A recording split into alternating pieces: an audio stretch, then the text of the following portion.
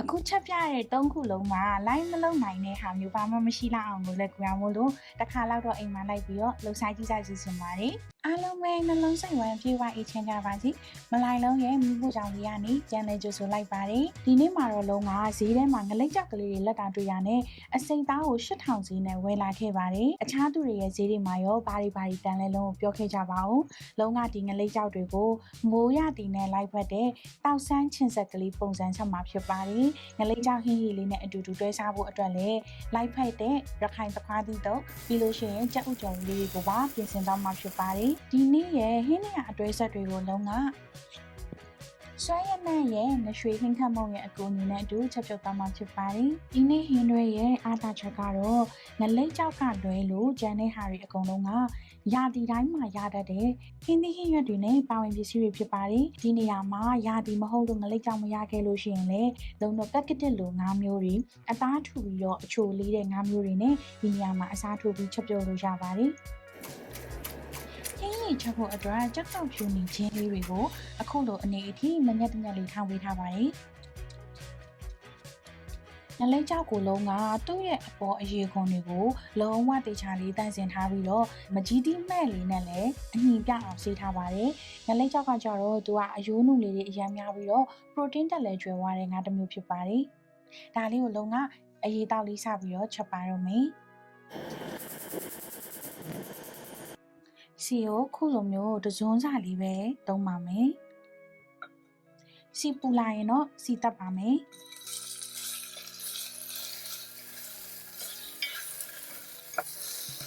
ငါ့ကိုနှွှဲနှွှဲလေးနဲ့နေထားပြီးသားဆိုပေမဲ့ဟေးလေးမှအယောင်တက်အောင်လို့နှွှဲနှွှဲလေးနဲ့လုံးဝထည့်ထည့်လိုက်ပါတယ်ပြီးရင်တော့အယောင်တင်မှုန့်လေးကပါလီကလေးထည့်ပါတယ်ပုံမှန်အားဖြင့်ရခိုင်ဟင်းတွေကလုံးချက်ကြပါမယ်လုံးဝဒါလေးကိုစီအရင်တက်လိုက်တယ်ဆိုတာကစီတက်တဲ့အခါမှာကြက်သွန်ငရုတ်ချင်းစားတဲ့လုံးကိုစီတက်ထားတဲ့ပစ္စည်းတွေမှာပါဝင်တဲ့အဆင့်ရှယ်အဝိုင်းတွေကရေထဲမှာထက်စီမှာပို့ပြီးတော့ပျော်ဝင်နိုင်တာဖြစ်တာကြောင့်ဒီစီတက်ပြီးတော့ချက်တဲ့ဟင်းတစ်ခွက်ကဒီလုံးချက်တဲ့ဟင်းတွေထက်စားလို့ရှိရင်ပေါ့နော်ပို့ပြီးတော့အနံ့အရသာကောင်းစီတာဖြစ်ပါတယ်အနံ့အရသာကြောင့်ပြောရင်းနဲ့လုံးဒီမှာပင်စိမ်းလေးနည်းနည်းရယ်မြုပ်သီးစိမ်းလေးတွေရယ်ပါဒီစီတက်တဲ့ထဲမှာတခါလေးထည့်လိုက်ပါမယ်အခုအဆင့်မှာလည်းအနံ့လေးရတော်တော်တက်နေပါပြီလုံးဝဒီအဆင့်မှာကိုပဲဆွဲရနံ့ရဲ့ငရွှေဟင်းခတ်မုံလေးကိုနည်းနည်းစီထည့်ပါမယ်သူကငရွှေအစ်စ်ကနေထုတ်ထားရဆိုတော့ဘေးဥပတ်ကင်းကင်းနဲ့အိမ်သားလုံးကိုစိတ်ချလက်ချကျွေးလို့ရပါတယ်ကဲဒီအနေရောက်ပြီဆိုရင်လုံးငါးကိုထည့်ပြီးတော့လုံးပါမယ်ဒီရမလုံးကဆွဲရနဲ့မရှိဟင်းထမုံထည့်ထားတာဆိုတော့အခြားစားတို့MSG တို့မထည့်သေးပဲနဲ့ဒီဟာလေးကိုပဲလုံးဝအရသာသွင်းမအောင်မယ်ပေါ့နော်အရေးထည့်ပြီးတော့မှလိုအပ်လို့ရှိရင်မရှိဟင်းထမုံလေးနည်းနည်းလောက်ထပ်ပြီးတော့ဖြည့်ပါမယ်ခုလိုအနေလေးအသားလေးတွေတင်းလာပြီဆိုလို့ရှိရင်တော့လုံးတို့တွေရင်သွေးမထည့်ခင်မှာမကြီးရည်လေးကိုထည့်ပါမယ်ကိုကချင်းလေးစားချင်လို့ရှိရင်တော့ပို့ပြီးတော့ထည့်ပေါ့နော်အရေးတောက်လေးစားမှမဟုတ်ဘဲနဲ့စီပြန်ချက်ကလေးစားချင်တဲ့ဆိုရဲကြွေလေဒီနေရာမှာစီလေးကိုပို့ထည့်ပြီးတော့ရေမထည့်ပဲဒီနည်းလေးတိုင်းလိုက်ချက်လို့ရပါတယ်နန်လေးဝင်းရောပဲ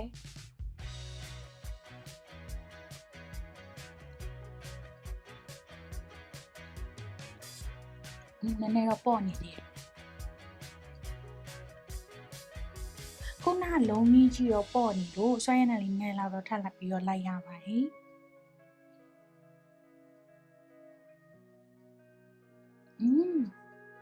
လုံးဝအကြိုက်ပဲဒါဆိုလို့ရှိရင်ပင်စိမ်းလေးတွေထပ်ပြီးတော့ထည့်ပါမယ်ဒါဆိုရင်တော့လုံးတို့ငလိတ်ကြောက်ဟင်းရည်လေးရပါပြီဒီဟာလေးကိုစားခါနီးတဲ့ချိန်ကြောတော့မှတံပြာရည်လေးထက်ညက်ပြီးတော့စားလို့ရှိရင်သူအနံလေးကပုံမွေးပြီးတော့ပိုပြီးချစ်ချစ်ဆက်ဆက်နဲ့အရသာပိုတက်ပါရင်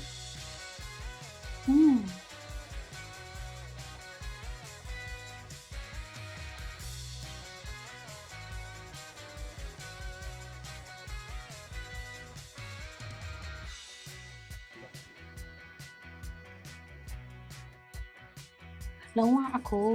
တခွားတီးတုပ်ဖို့အတွက်ကြက်သွန်ဖြူငရုတ်ကောင်းနဲ့ငရုတ်သီးစိမ်းတွေကိုလှော်နေတာဖြစ်ပါလေဒီလိုမျိုးလှော်လိုက်ခြင်းအပြင်ရခိုင်တွေကငရုတ်တီးကိုလှော်ပြီးမှစားလို့ရှိရင်ဘိုက်မနာဘူးလို့ပြောကြပါရပေါ့နော် ဒီဟာကသိပ္ပံနည်းကျပြောလို့ရှိရင်လည်းတကယ်ကိုမှလျော်ကန်ပါတယ်။ဘာလို့လဲဆိုတော့ဒီလိုလှော်လိုက်ခြင်းအပြင်ဒီအစာပလာတွေထဲမှာရှိတဲ့ essential oil တွေကလေသူကမင်းနဲ့ထိပြီးတော့အနံ့ကပိုပြီးမှုေးပြီးတော့တက်လာတယ်လို့မျိုးဒီထဲမှာပါတယ်ဒီတိုင်းအစိမ်းစားလို့ရှိရင်အစာအိမ်နဲ့ဦးလန်းချောင်းကခြေဖြတ်ဖို့ခက်ခဲတဲ့ဟာတွေကိုလေဒီလိုမျိုးမင်းနဲ့တဆင့်အပူပေးလိုက်ပြီးမှလှော်လိုက်ပြီးမှစားခြင်းအပြင်ဘိုက်အနေနဲ့လည်းပို့ပြီးတော့အဆင်ပြေစေရပါပေါ့နော်။ဒါကြောင့်အတုပ်တွေမှာအစိမ်းကိုထည့်သုံးတာတဲ့ခုလိုမျိုးလေးလှော်ပြီးတော့သုံးကြတာဖြစ်ပါတယ်။ခုနကလော်ထားတဲ့ကြက်သွန်ဖြူငရုတ်သီးစိမ်ငရုတ်ကောင်းတို့ကိုအတူတူတွဲပြီးတော့ထောင်းပါမယ်။ထောင်းလိုက်ခြင်းအပြင်သူ့ရဲ့အနံ့အပိုပြီးလည်းမှုေးလာပါရဲ့ပေါ့နော်။အခုခေတ်မီလာတဲ့အချိန်မှာဆက်နဲ့ကြိတ်တာကတော့အများကြီးပို့ပြီးတော့လွယ်ကူမြန်ဆန်ပေမဲ့ရိုးရာနေတွေအတိုင်းထောင်းတာကတော့ဒီထောင်းလိုက်တဲ့ပါဝင်ပစ္စည်းရဲ့ sales နေရာတွေကိုလုံးဝဖိကြိတ်လိုက်တယ်လို့ဖြစ်ပြီးတော့သူ့ရဲ့အနံ့နဲ့အရသာတွေလုံးဝ booming ဖြစ်သွားတာပေါ့နော်။ဒါကြောင့်ကြိတ်တာထက်ထောင်းတာကပို့ပြီးတော့အနံ့မွေးတယ်လို့အရသာမှလည်းပို့ပြီးဆူရှာပါတယ်။ဒီထဲမှာလုံးဝဖုတ်ထားတဲ့ငပိဖုတ်ကလေးကိုထပ်ပြီးတော့ထည့်လိုက်ပါတယ်။ဒီအနံ့နဲ့လေးလိုနေဒီဟာလေးကိုတော့ပို့ပြီးတော့ညံ့ညက်ကလေးဖြစ်အောင်ထောင်းဖို့လိုရပေါ့နော်ခုလိုမျိုးလေးထောင်းလိုက်တော့ကျွတ်တုံဖြူငရုတ်သီးစိမ်ငရုတ်ကောင်းနဲ့ငပိလေးတွေကလုံးဝတသားတဲ့အနှစ်ကလေးဖြစ်သွားပါတယ်ဒီအနှစ်ကလေးကိုမှလုံးဝဒီတခွားသီးချက်ထားတာလေးတွေထည့်ပြီးတော့တုံးမှာဖြစ်ပါတယ်တခွားသီးကသူကနေလိုက်လို့ရှိရင်အရင်ထွက်လွယ်တာဆိုတော့လုံးဝတခွားသီးနဲ့အရင်မနေခင်မှာအခုမျိုးလေးပြီးမှတခွားသီးအရင်လေးနဲ့ငပိအနှစ်ကလေးနဲ့ကိုအရင်ချီအောင်အရင်ချီပါမယ်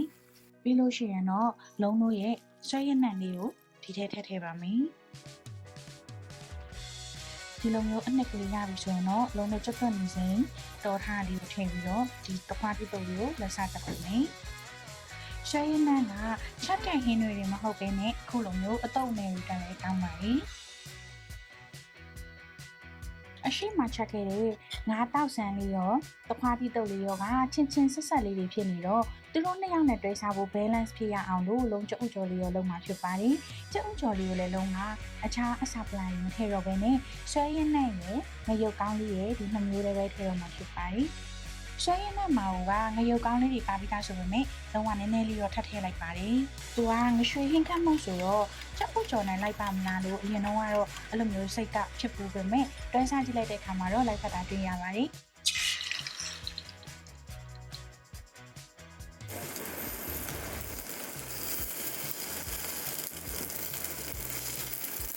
လုံးရဲ့ဖုံဖုံပွားကြက်ဥကျော်ရွှေညိုရောင်လေးပြီးတော့ပါပြီ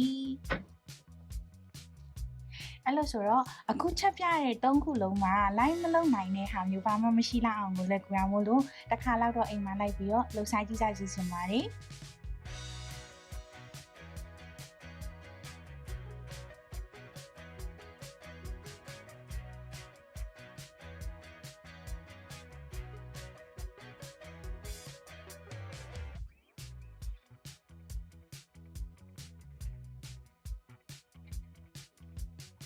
ချိုနေရောပဲငလိတ်ကြောက်လေးရဲ့တခွားတီးတုပ်လေးရဲ့ပါ